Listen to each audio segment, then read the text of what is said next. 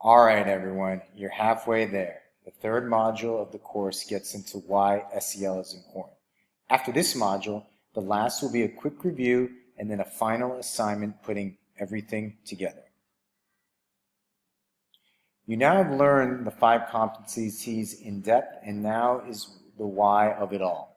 This module will review some research about improved academic outcomes, long-term and global impacts, how SEL is a financial investment, life outcomes linked to adulthood, and diversity, equity, and inclusion.